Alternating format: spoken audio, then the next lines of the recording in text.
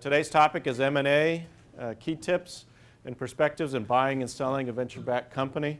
We're delighted to have two professionals here. Rob Ishii, who works at Wilson Sonsini with me.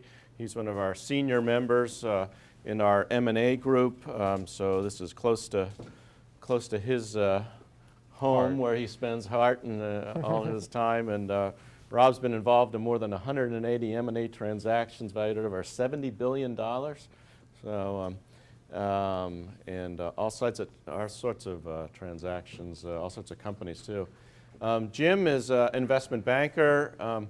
Jim, I guess you started at Solomon and H&Q, and then were a venture capitalist here in the Valley for a number of years. And I got to know Jim probably about 5 years ago or so, and working with him when he had gone back to investment banking and advising companies in M&A transactions. And my client was doing an M&A transaction, and Jim provided, I think, about the most valuable advice I've seen someone provide to a private company getting acquired. And so we've been friends ever since then.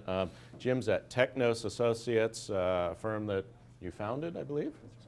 And I'll also give him a little plug.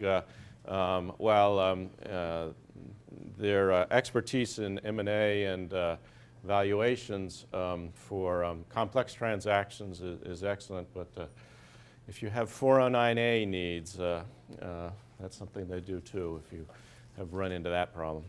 So a couple of administrative things before we start. And how's this working? There we go. Our next presentation, we'll have Sam Allen, the founder of Scan Cafe, coming and speaking. You know, it's another one of our attempts to, rather than having the advisors vicariously talk about doing it, we'll have somebody who actually did do it. And that's going to be on December 2nd here at the same time.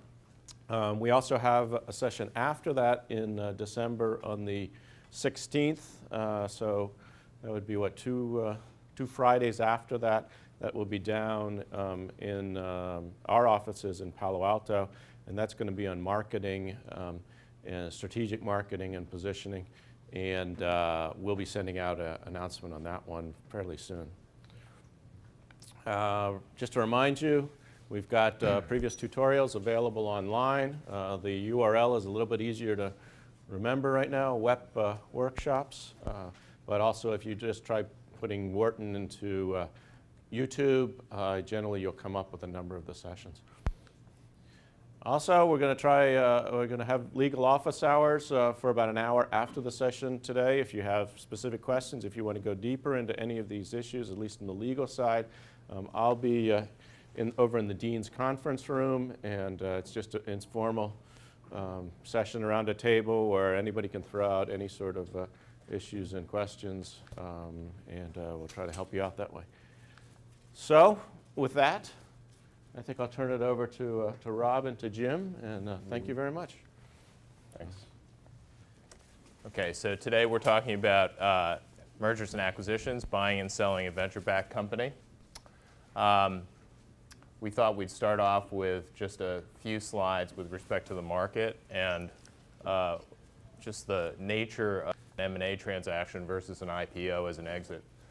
As you can see, the overwhelming majority, 90+% of exit opportunities are in M&A.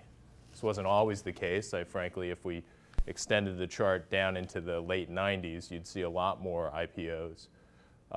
But you can see just by the nature of what's been happening in the market, you see 2008, 2009 almost dried up completely when the capital markets shut down. Saw a resurgence in 2010, and certainly a little more in this year when we saw a number of IPOs. But even with all the words about, or all the news about IPOs in the market this year, it's still well under 10% as far as exit opportunities. Oh, that's interesting. Oh, I'm sorry.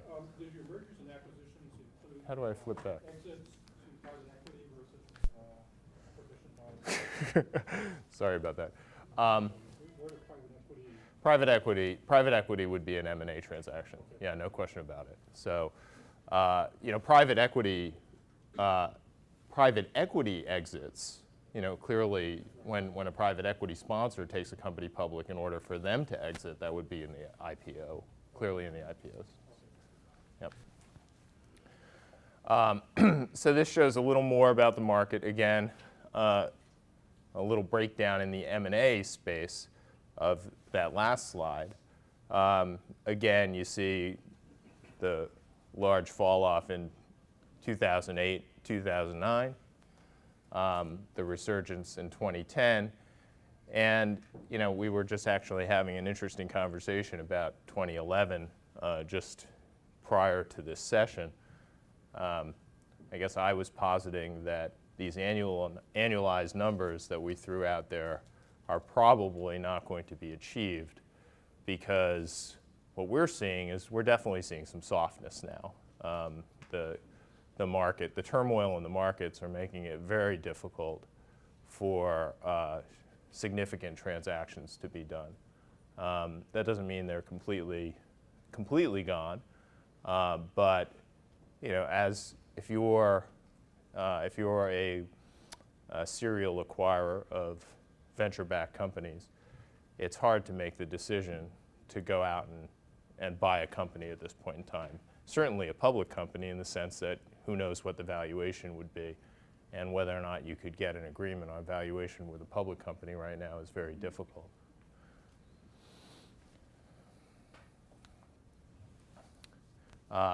In the first 3 quarters, you can see how robust we saw. And in fact, I would again posit that this is probably more the first 2 quarters, because our first half was going gangbusters, which was totally expected, because the end of 2010, with the availability of cheap money, with large public company acquirers having a ton of cash, and frankly, the economy looking like it was going to have a nice recovery.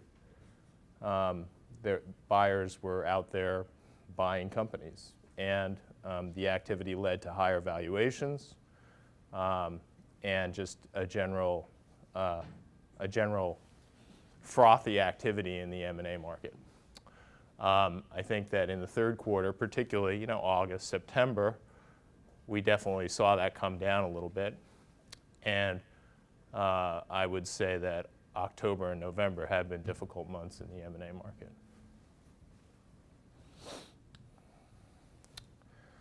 This is an interesting slide, just from the perspective of, if you're a startup, what can you expect to see as far as your time to exit, at least exit in an M&A transaction. And you can see that 5.4 years after your initial funding is around the run rate. It definitely popped up in 2007. You see, actually I can't read that, 6.5 years. And that was climbing from the 2003 or earlier.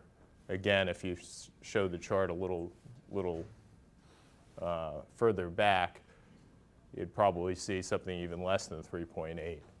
And so, whereas in the most frothy parts of the time in the decade, you might be able to get sold within 4 years. Now you're definitely seeing on average, climbing up to 6.5 and now coming back down to 5.5. So picking up on something that Rob was just saying, the average age, median age rather, of a company that's sold, if you were to do the same statistic, same metric for publicly traded companies, you would find it to be significantly higher. The median age had trended down to about 7.5 years in this last IPO go-around, but at one point in the middle of this past decade, it was about 10 years. So significantly longer time to maturity, which speaks to the fact that many of the companies which have gone public are significantly larger, in addition to being more mature, than the companies being sold. Another change that's taken place in the marketplace over the last decade or so is the change in consideration structure. So this is how buyers are paying for the to-be-acquired companies. And you can see at the beginning of the last decade that it was split among cash, a mix of cash and stock, and then very heavily weighted towards the use of stock.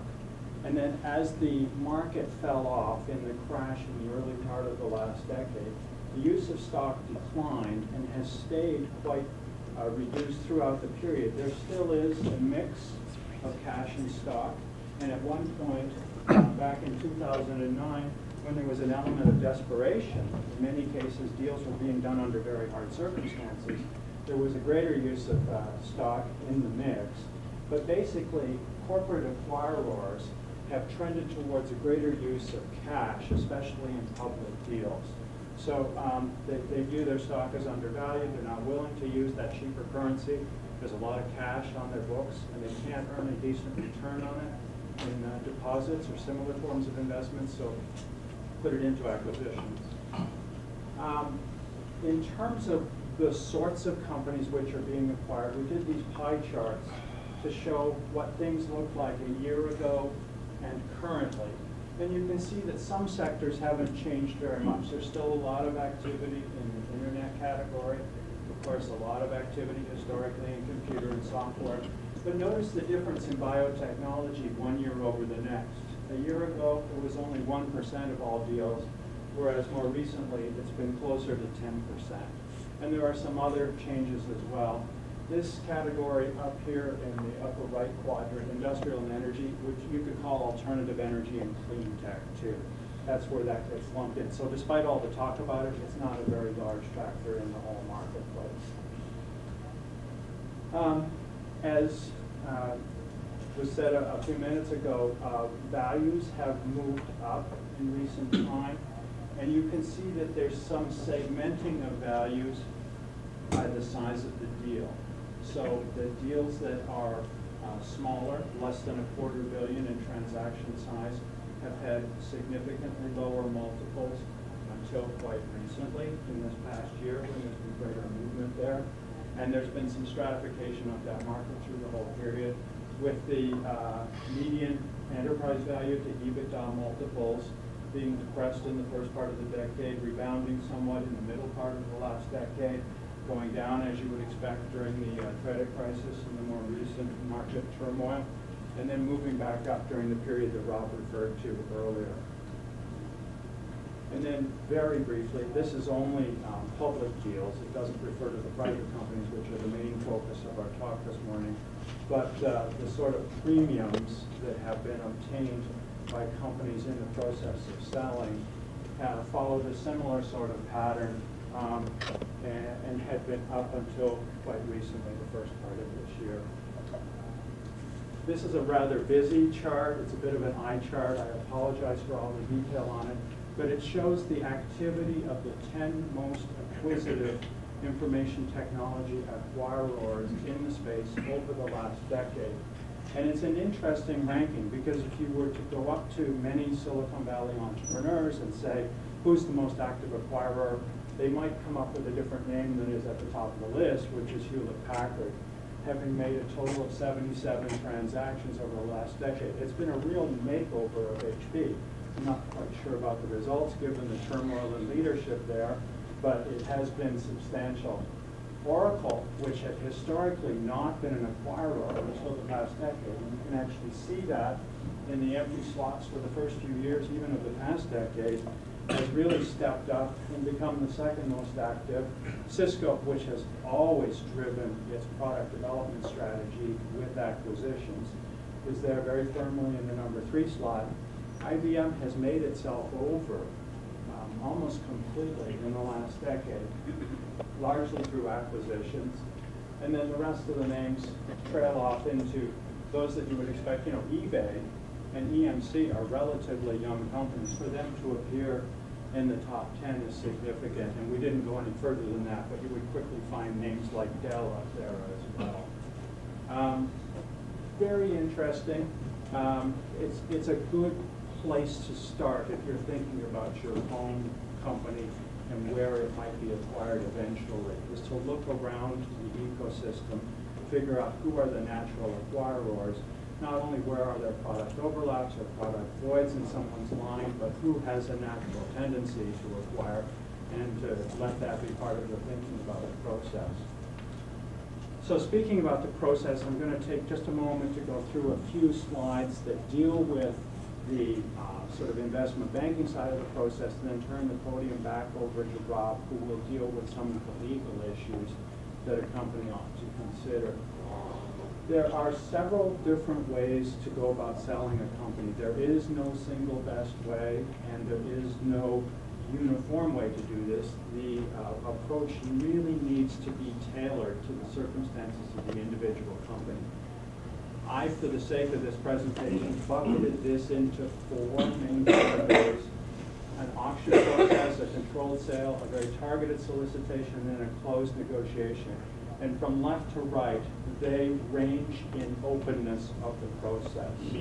An auction is a process that many people are familiar with. It's probably the best known because it's the most public, but it's not practiced terribly frequently.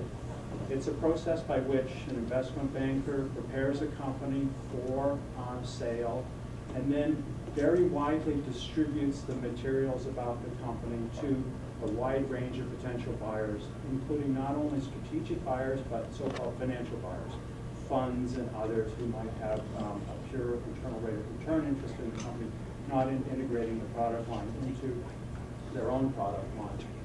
A controlled sale is, as the name implies, somewhat more limited. It is a smaller group of potential buyers. It may be a mix of strategics and financials. It's a better way to maintain confidentiality, control over the process. Targeted solicitation is going out to just a handful of the most likely key buyers in a space, and can be done a little more quickly. And then finally, a closed negotiation is the way many transactions in Silicon Valley are concluded. The companies have known one another for a good many years. They've seen one another at trade shows. The most frequent serial acquirers, the ones whom I had on the last slide, maintain target lists. They know full well who's out there.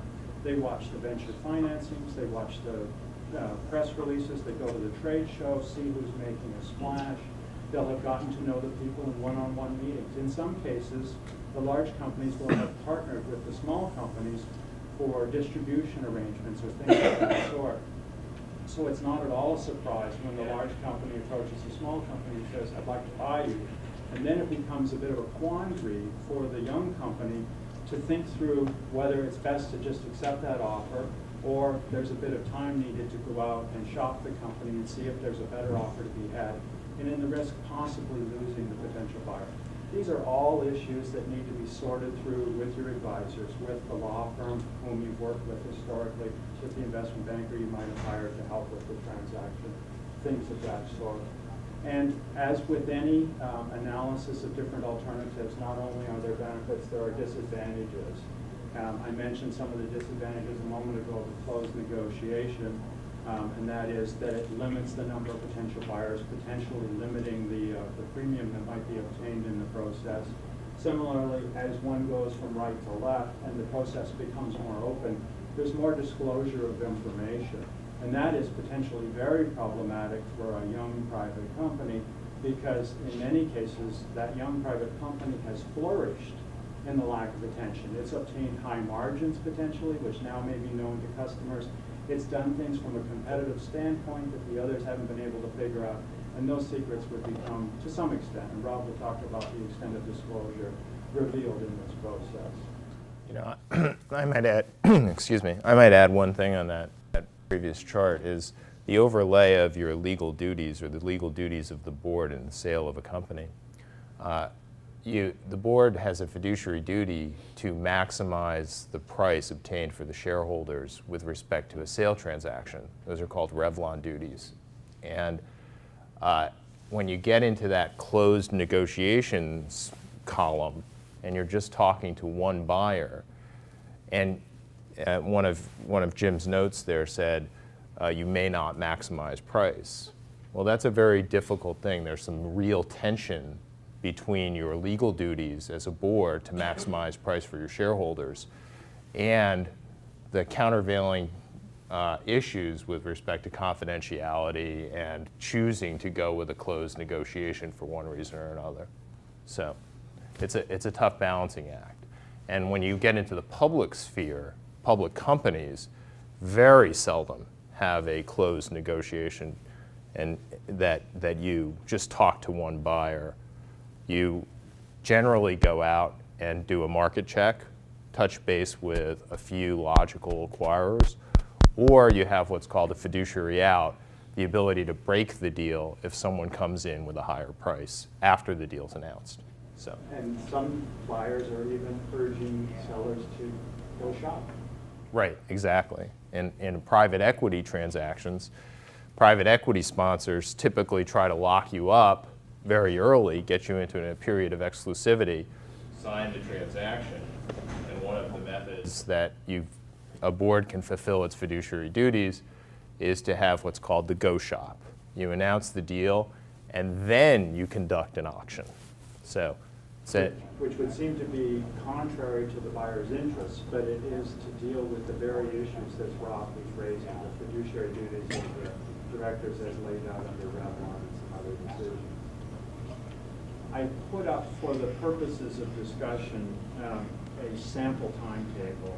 This one occupies about a half a year. I've seen processes go more quickly than that, and I've seen processes go much, much more slowly than that.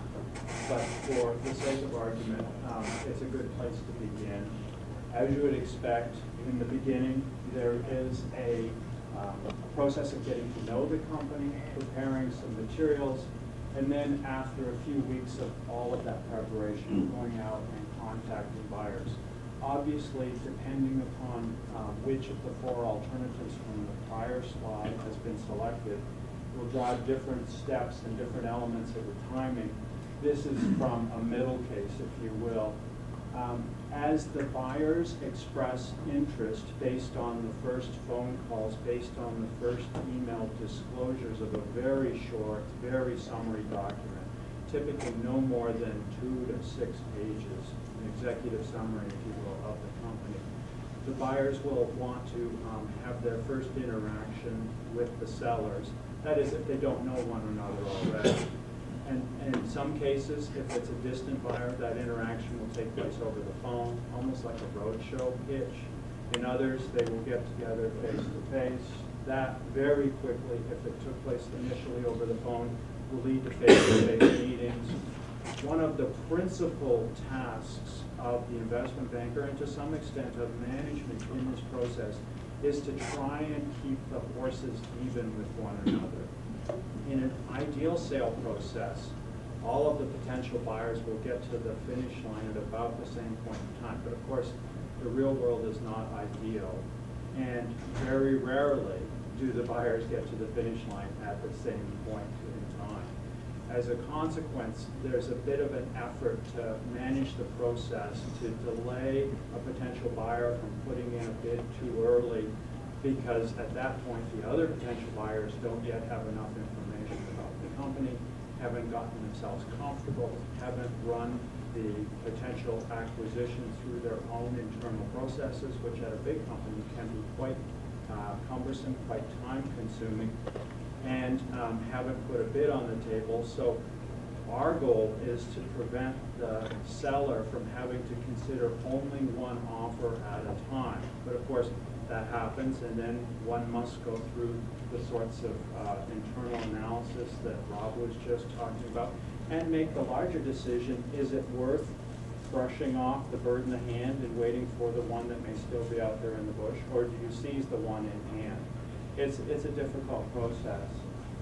This is where a skillful banker comes in handy. Well, and good deal advisors too. And in many cases, these young companies have, if they don't have experience with selling the company themselves, they'll have on their board of directors who've been through the process. So it's a matter of vetting what you're hearing from various information sources against trusted confidants and getting the best advice possible from a wide variety of sources. By the way, on the other side of this, of course, is the buyer or a bidder who is looking to put in a preemptive offer, go exclusive, get there faster than their competition if it's a competitive bidding process, and force the hand of the seller to make that tough decision, the bird in the hand versus waiting to try to maximize price. And by the way, when I was talking about the legal duties to maximize price, it's actually not to maximize the price. It's to run a process which is reasonably likely to maximize the price. So the courts are actually sympathetic to the notion of discounting a price that you have in hand for the probability of waiting around for the next bidder to come around. And they're also sympathetic to an understanding of the likelihood of flows. Because even when an offer is placed on the table, and I'm about to go through this in a moment, one's not done yet. There's a due diligence process, which Rob's going to spend a lot more time on in a few slides. And there may be issues turned up in the due diligence review of the to-be-purchased company that cause the buyer to want to change the offer or even to walk away altogether. So probability of flows is another of the factors that goes into the decision process under the Revlon rules that Rob just mentioned. Absolutely. That is a huge issue. And one of the significant factors in probability to close, particularly, well, we represent Google, so I'll just talk about Google for a second, is that the government kind of views Google as an antitrust risk in and of itself. So when Google goes out and buys a company, the government looks at that transaction and says, ooh, Google is going to dominate this market. We better look hard at this transaction.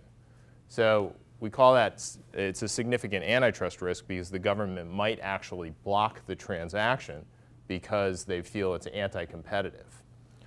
And when you have that type of situation, then the seller really has to think long and hard about whether or not it wants to engage in that transaction and whether or not they should discount the Google price or the antitrust risk price to what might be the second highest offer. For example, Google comes in with an offer of $100 million for a company, and someone else is out there at $90 million. Well, if the seller really believes, and is getting advice that the transaction has, I don't know, a 60% chance of getting through the government, well, then they really have to look hard at that $90 million price and say, well, I have a 100% chance of getting through at 90, and I have a 60% chance of getting through at 100. What am I going to do?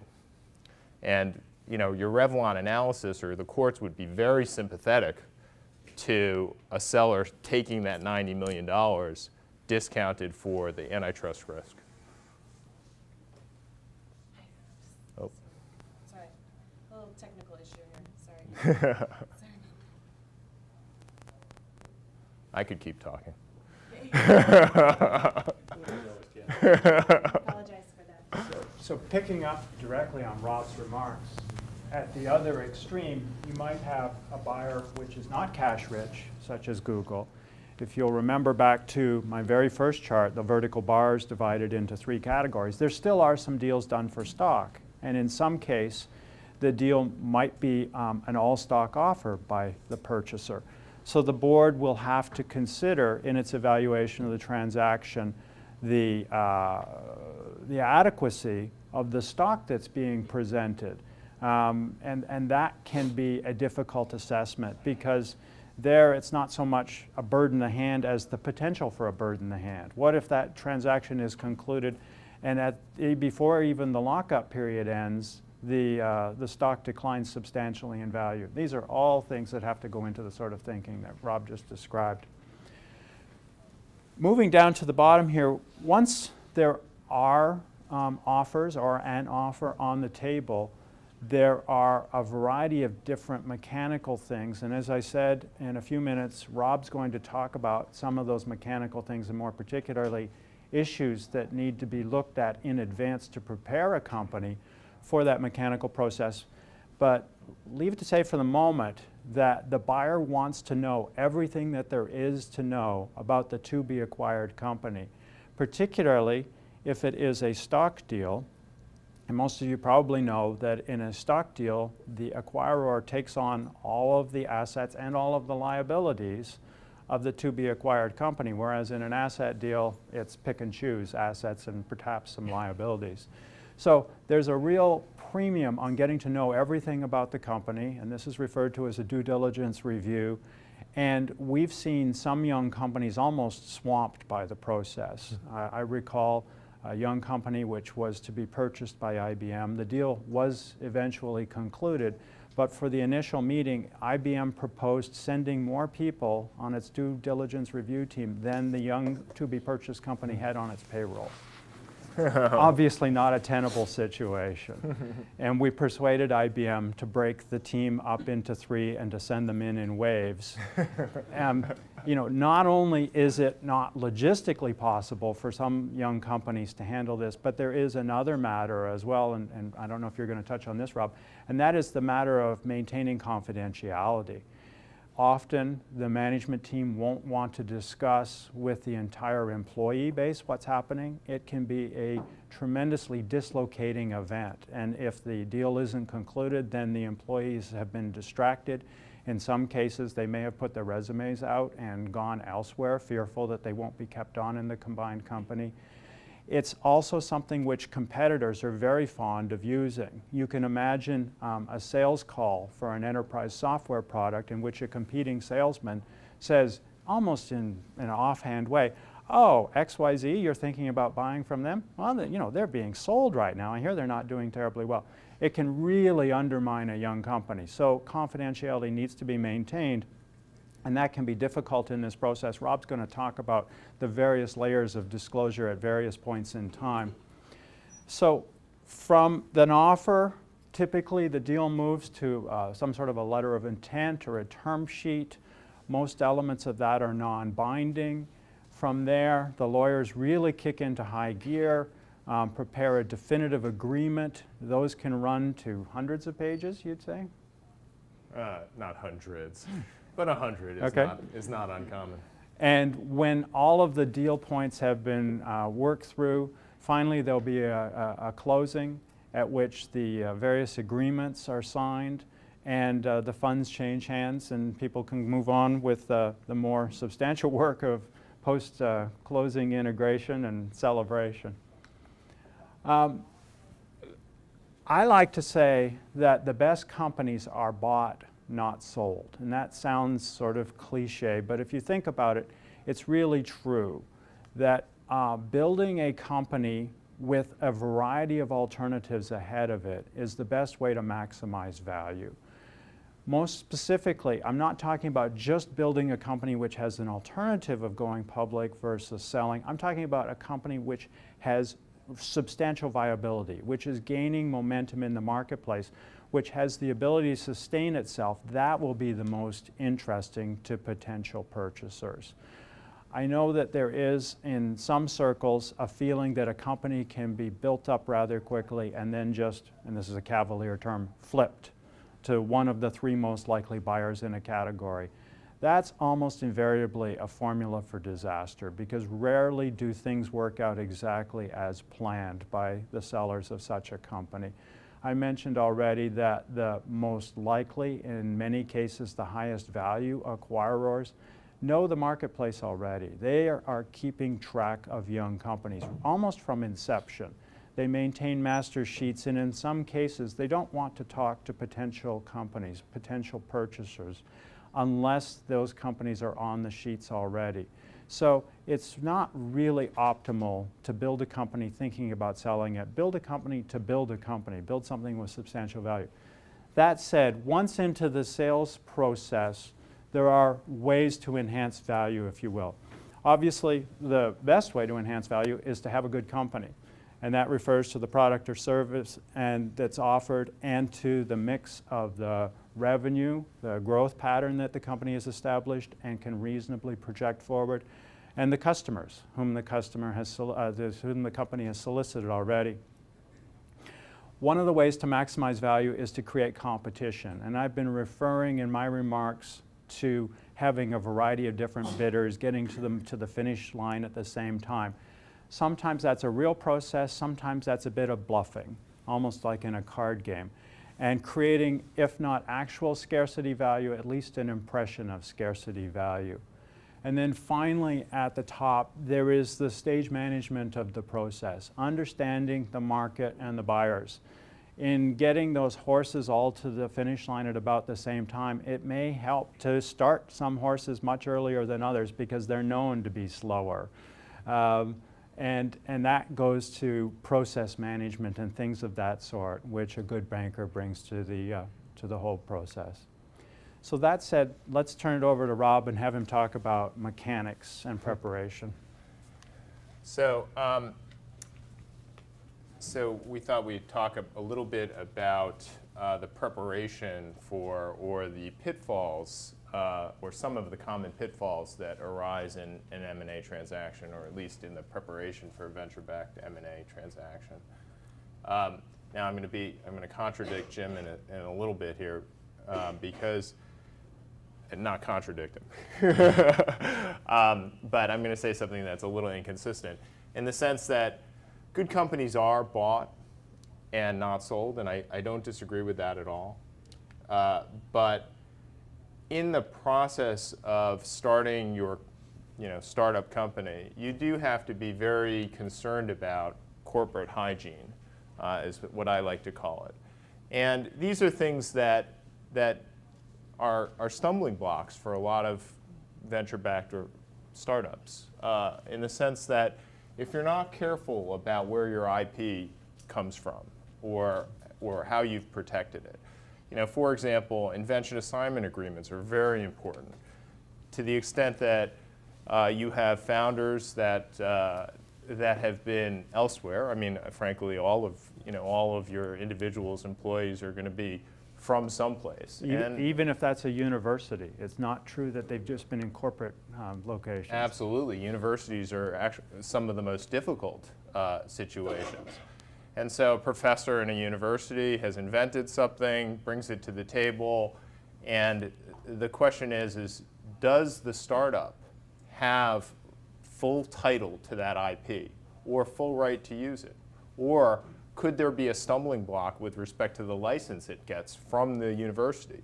Is there a change of control provision? Does the university have some right to claw back?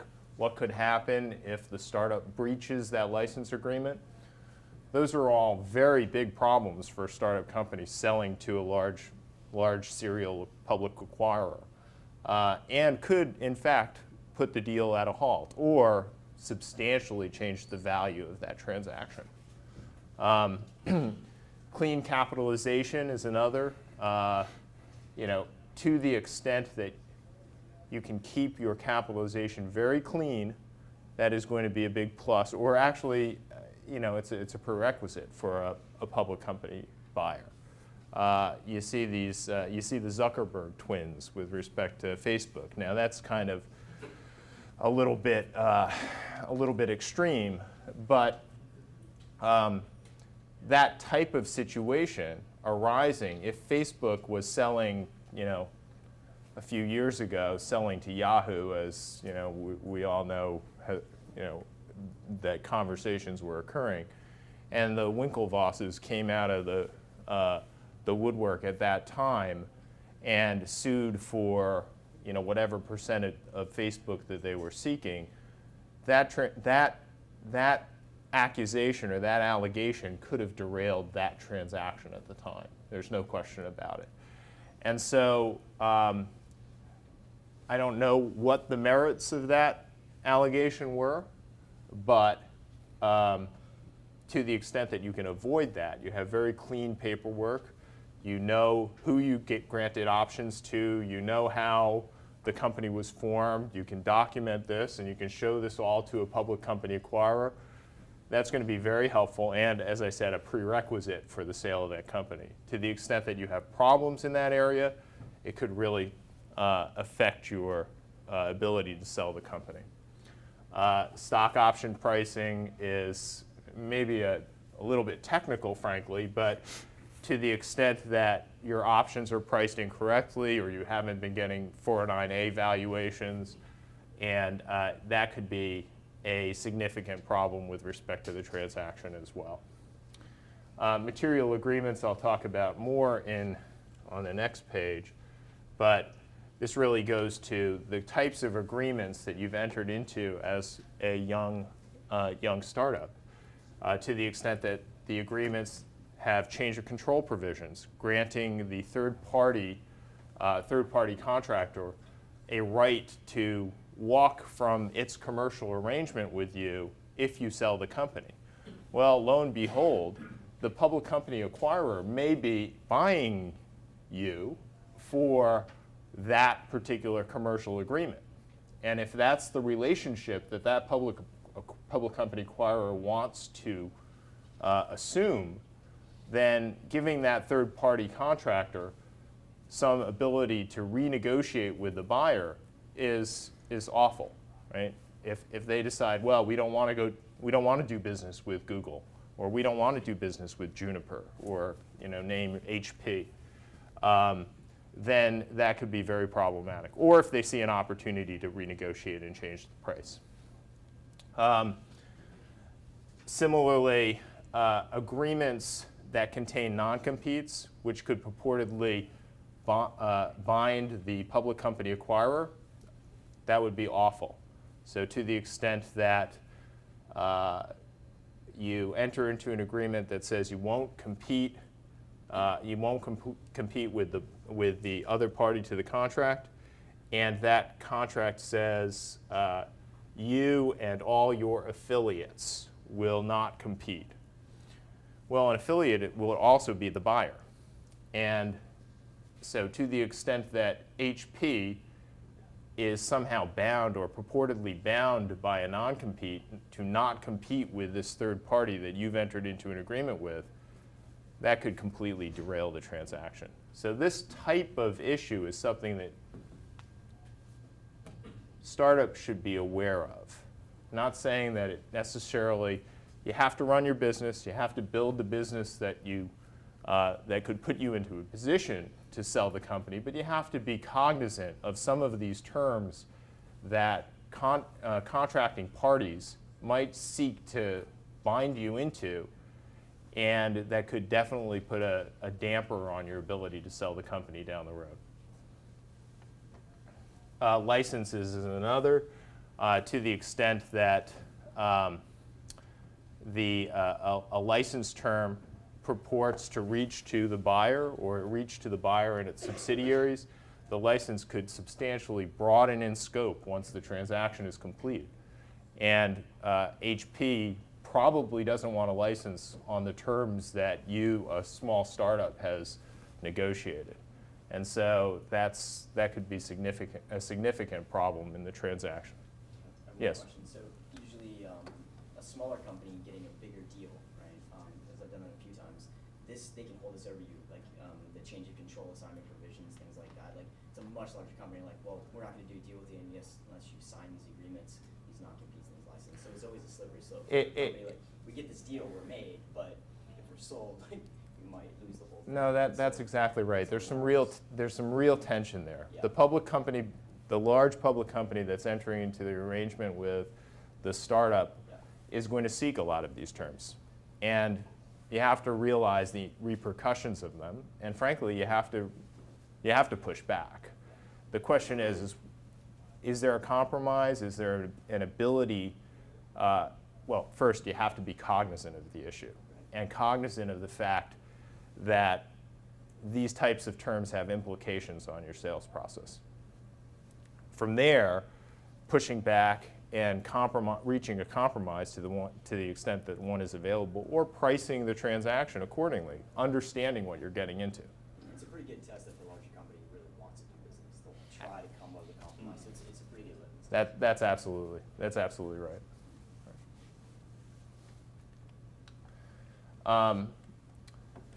Jim before mentioned the possibility of of strategic investors. So to the extent, you know, a lot of the large public company serial acquirers take investments in small startups, right? So you have a great product or a great technology. One way for that buyer to keep tabs on your progress is to actually take a stake in the company. And you know, when you're a young private company, somebody like, you know, Google or Intel or you know, name your, you know, HP, taking a stake in the company gives you validation, right? It validates your product, it validates your concept, and it seems like something, you know, the no-lose situation. Again, you have to be cognizant of the issues that that brings.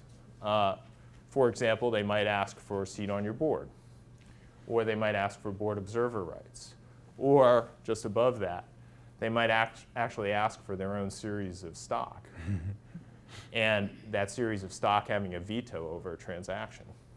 Well, at some level, if that's the situation, you may have already sold your private company, or ensured that you won't sell it to anyone other than the Intel, the Google, or you know, whoever that strategic investor is.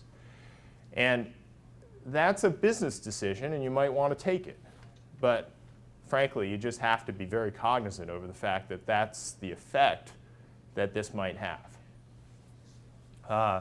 Other strategic investors often ask for rights of first refusal or rights of first offer or notice if you're thinking about selling the company. And this can have the same effect. I mean, there's nothing worse for a sales process if you're going into an auction situation than having a right of first refusal, right?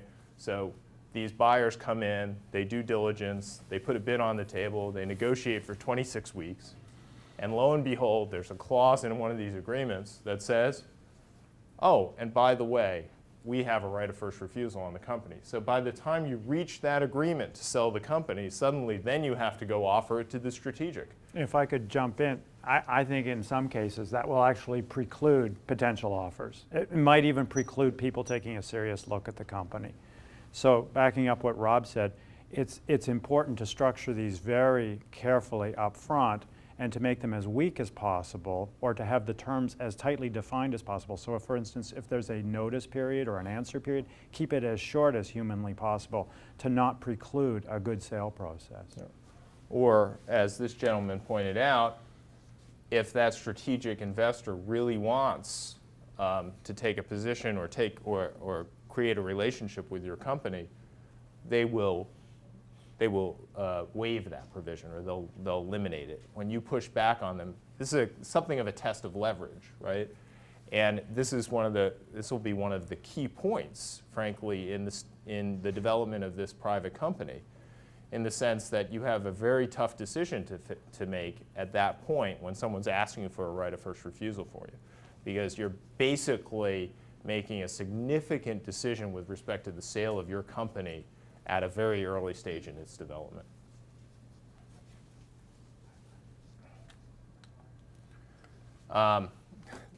So Jim was talking about the IBM folks coming in to do due diligence on a private company and sending more than the total employment ranks of the company. That is not uncommon at all, particularly with an IBM or an HP or a Medtronic, or any of the mega cap public companies. I'm sorry, did you have a question? No. And these startups might have 50 employees, and the due diligence team on the buy side could be 100 people, literally. And that puts you in a very difficult situation. But the thing that I think that organization here is key for the private company. Making as much of that due diligence electronic or virtual is very important. So to the extent that the private company is very well organized with respect to its contracts and with respect to all of its paperwork, and can load that into an electronic data room such that people don't have to descend on the company, that's very, very helpful. with respect to the team that's managing the due diligence process from the sell side, you should definitely be very organized about that as well. Break it up into functional areas. Have your functional leads be in charge of the due diligence for that particular function. HR is an example, right? Have your head of HR managing the HR process, having, your chief technical officer, be in charge of dealing with all of your technical and commercial issues, IP issues. Designating a quarterback is very valuable. I don't know if that's the CFO, oftentimes it is, but having one person in charge of making sure that that process runs smoothly. And then with respect to what your, and the next bullet here that I say is staged process, having a staged process. It's very wise to hold back diligence. So to the extent that there's competitively sensitive information or core IP, or the buyers want to contact customers or suppliers, those things come very late in the process. Don't want to give that to everyone. You want to see who's serious, whether or not you can reach a deal. And when you're very confident that you're going to reach a deal with someone, that's the time you would share that type of information.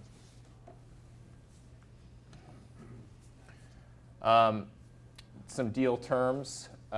These are some key deal terms that people always spend a lot of time with, is earnouts and indemnification issues. So we did a survey of earnouts, and interestingly, for all transactions, so this includes all sectors, financial institutions, mining, resource extraction, manufacturing. On small transactions, they're about 10%.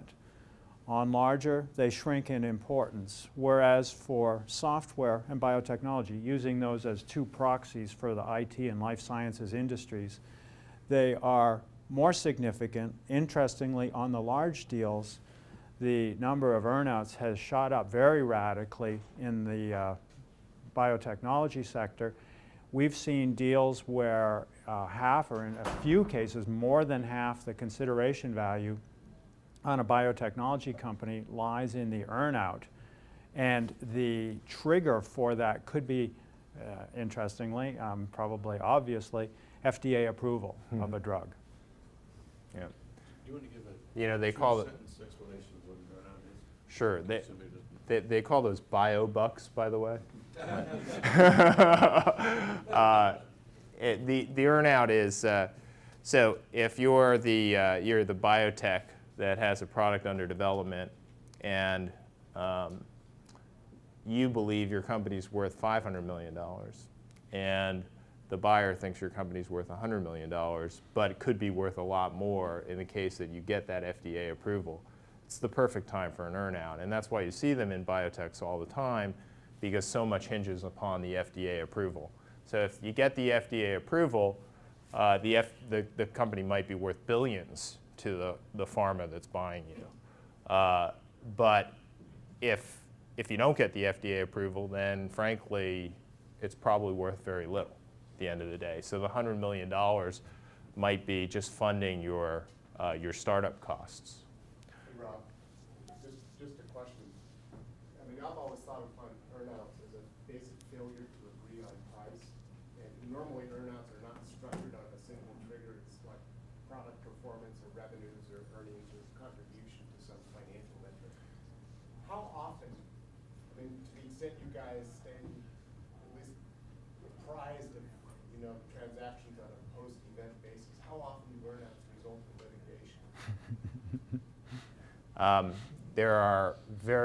It's very common to have disputes with respect to earnouts, and that in fact is a huge risk to it. In fact, one of the sometimes you see earnouts in a public company context, and they're called CVRs, contingent value rights, and those contingent value rights are basically held by a trust, held by the public. They're tradable securities.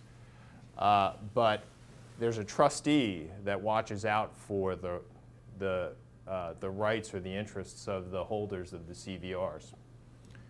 And we've posited, frankly, that the trustee, if there's a $500 million earnout and the buyer doesn't pay out on it, we've posited that the trustee actually has a fiduciary duty to sue the buyer. Because at some level, there is some settlement value for that CVR, right? You know, if that suit, if there's any merit to that suit, then there's probably litigation costs for the buyer of millions of dollars at stake. And so the buyer actually will probably settle for something. And if they will settle for something, then you have to ask yourself, is the trustee doing their job if they don't raise the dispute? And the answer is probably no. And so the trustee could potentially have liability to the public holders of the CVRs if the trustee does not raise the issue with the public company buyer. Yes?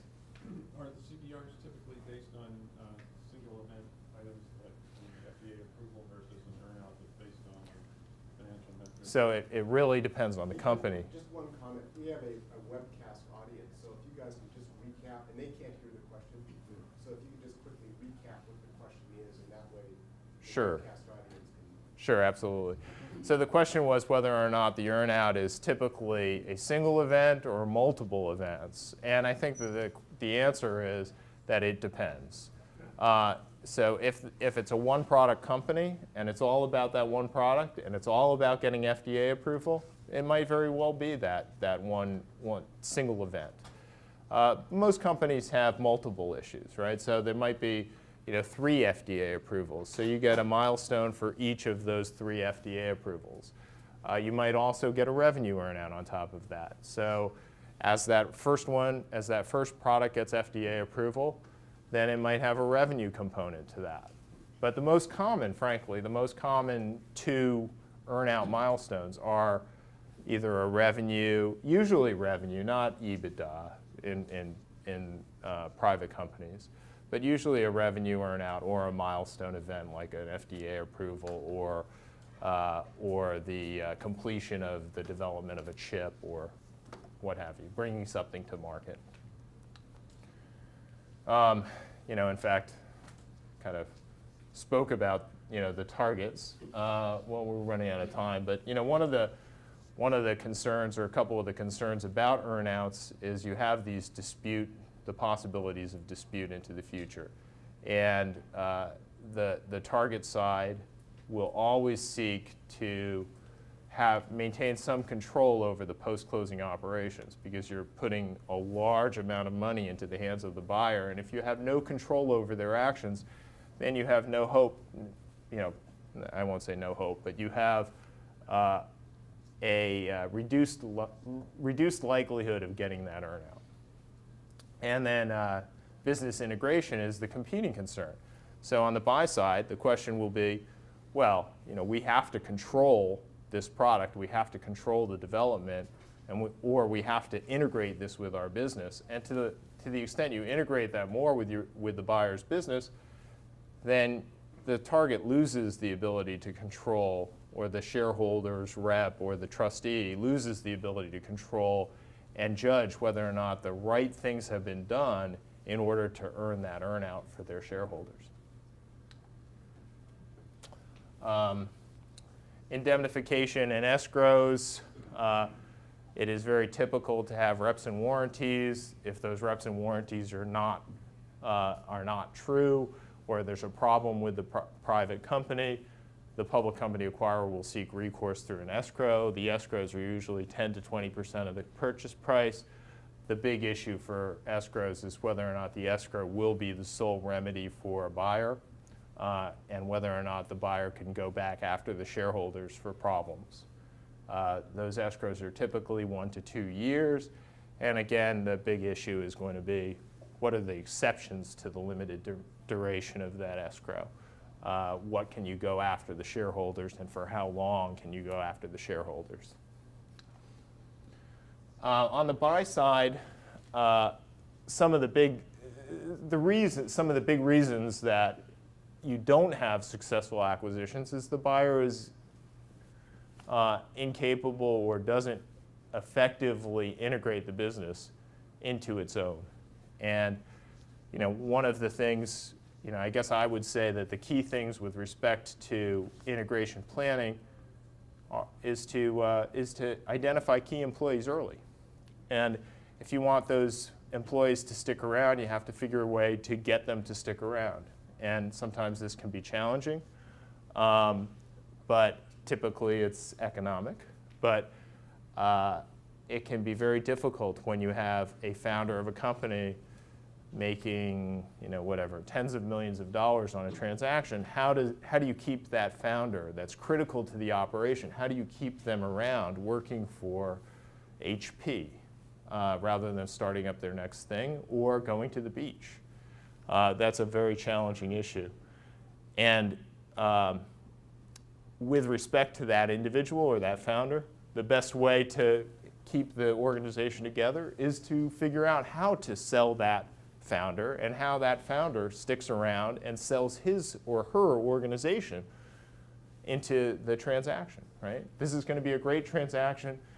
I want to work for HP. I want to continue this, and that person sells the transaction to their organization, and that can keep the entire transaction together and make it successful.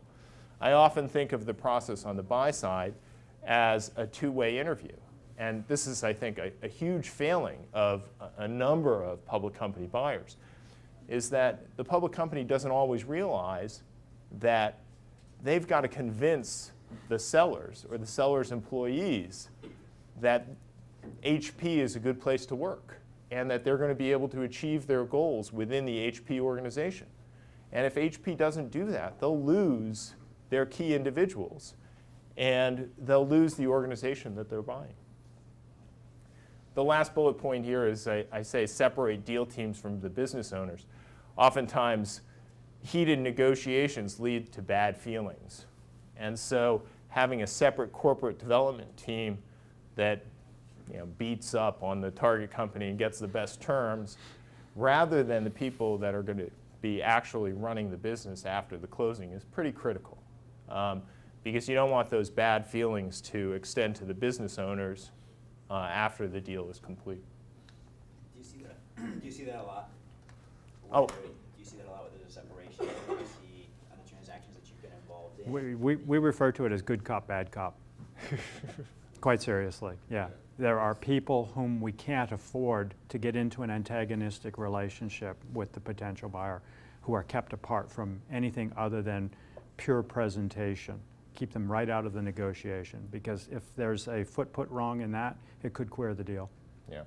We often think of it as having another level of appeal. So having those business owners surgically involved in the negotiation for the big issue, and serving as the arbiter of that problem is a very effective strategy. Yeah, to Rob's point, we'll often keep back the key decision maker, not put him or her directly into the negotiations, because we don't want the question to be put to us in a meeting: if I tender an offer of such and such, will you accept it? We need to be able to withdraw from the room, consult, have our process, and so on. Just like that bigger company, who will never have the key decision maker in the room, has the ability to withdraw and consult internally. The last slide here is just an employee retention slide. It's just a few ideas that public company buyers use to keep those key individuals in place over time. One of the biggest is revesting requirements. So to the extent that a founder is going to walk away with tens of millions of dollars, holding back some of that payout and allowing it to revest over time provides a significant payout in the event that that founder stays another, whatever the period of time, 12 months, 2 years, 3 years, depending on the the dynamics of the situation. Another is a retention bonus pool, the buyer establishing or insisting that some of the consideration is put into a bonus pool for employees going forward. You can understand that if it's a situation of a huge payout, keeping somebody from going to the beach is really probably the critical consideration for the buyer, and keeping the organization intact so that they maintain or they obtain value out of the transaction. And then last is a little bit more punitive, is a non-compete. Is signing up the founders or signing up key employees to non-competes. Now, there are legal issues with respect to non-competes and when they can be used, but signing up key individuals to non-competes keeps them out of the space, so they can't just walk away the day after closing and go start up their next venture to compete with the buyer. You mentioned legal issues regarding non-competes. Yes. Can you talk a little bit about that, because you just say they're not enforceable? Sure, How do you that's structure one that is That's absolutely right. So the question was, how do you structure a non-compete that is legally enforceable? In California, it is illegal to have a non-compete that puts restrictions on employees unless they are a key shareholder or key equity holder in the sale of a company. So in the situation that you have a founder of a company that owns, let's say, 10% of the stock of the company, then that person is eligible, or it is legal to bind that individual to a non-compete, a reasonable non-compete. What reasonable means, there's a lot of dispute with respect to reasonable. But most practitioners believe that a 2-year, 3-year non-compete is going to be enforceable with respect to, in fact, we know that it would be enforceable with respect to those key stakeholders in the private company that's being sold. Narrowly defined to a line of business. Exactly. Again, what is reasonable? So narrowly defined to the particular space in which the private company is in. Can I pursue that question? So, this comes up, I think, all the time. I understand from a legal standpoint what's reasonable, but is there a convention on how long a non-compete should be? What's the median?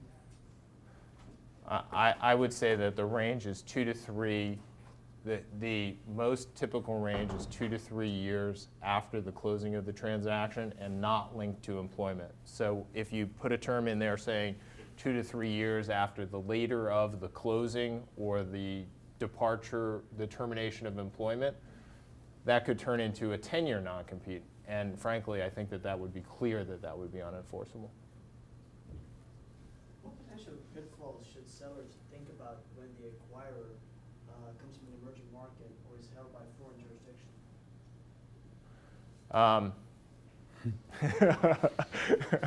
That's beyond the scope of this presentation. Well, the question was, what concerns should we have with respect to buyers in other jurisdictions coming into the States and buying a company? I think that there are a number of emerging issues with respect to that situation, one of which is CFIUS. And so CFIUS is the Committee on Foreign Investment in the United States. And it's a situation in which the government, a committee that's cross-jurisdictional within the government, there's State Department, Treasury Department, Defense Department representatives in CFIUS. They will look at a transaction and potentially stop a transaction if the buyer is foreign and poses a threat to the United States, either security interests, typically security interests. So we've seen a couple of transactions recently. The 3Com transaction prior to HP, there was a Chinese buyer prior. Huawei. It was Huawei. Huawei, thanks. Yeah. Thanks. Huawei was a part of the buying group, and the transaction was actually stopped by CFIUS because the concern was the 3Com technology was key to U.S. security, and we couldn't let that that technology go to a Chinese buyer. One other question. Sure. This was actually in my space, which is social and then gaming and social gaming. This is actually used as a business tactic, actually. A larger company, and it's happened many times. I mean, I've even been a part of the discussions. Well, my acquisition was 12 weeks. Like, it was really fast. So there's acqui-hires. How much activity do you see in that? Like, sometimes you can get like really, so big companies in my space will go and say, hey, we'll acquire you. So you're all excited. You come in, you're young, you just started the company 4 months ago, and you give away all your secrets. Like, it's actually a tactic. So how much activity do you see, and then how careful do you have to be, like when you, because big companies can give you, it's so fast, it moves so fast, business practices in my space, that Yeah. you can learn something really quickly. Like, how much should you be aware of that, and then how much activity do you see when it comes to this? Because you have all the big companies in there, but look, Zynga acquired so many companies this year, like Right. just as an acqui-hire, right? Right. Actually, it was kind of interesting because that chart showed all public company acquisitions. So it didn't show the private companies, the startups that are being acquired. I mean, frankly, we wouldn't know of the names of all of those.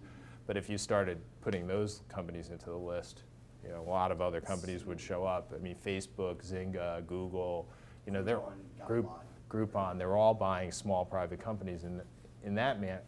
I won't say in that manner, but prior to, at valuations that are significantly lower than the hundreds of millions of dollars. Look, I think that that's a concern, and you have to be very careful about it. And to get, I'm sorry. The question was, how concerned should we be about the possibility of a buyer coming in, getting the secret sauce to the company prior to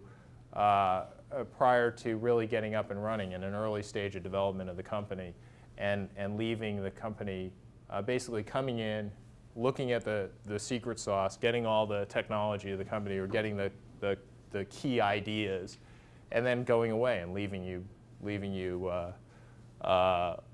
without a business because the large public company has come in and stolen your secrets.